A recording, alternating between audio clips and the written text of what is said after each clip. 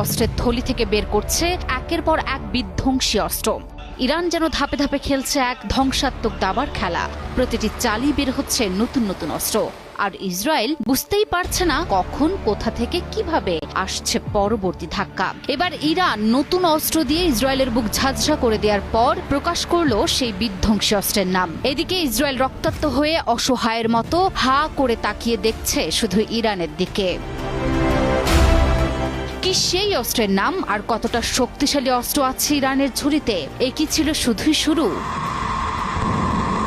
খাইবার শেকান, ইরানের তৈরি ভয়াবহ এক ব্যালিস্টিক ক্ষেপণাস্ত্র। ইরানের রাষ্ট্র টেলিভিশনের দাবি, সর্বশেষ ক্ষেপণাস্ত্র হামলায় ইসরায়েলের বুক ঝাঁঝরা করে দিয়েছে এই খাইবার শেকান মিসাইল।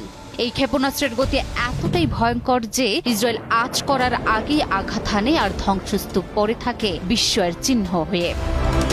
খাইবার শেকান এক কথায় একটি উড়ন্ত বজ্রপাত।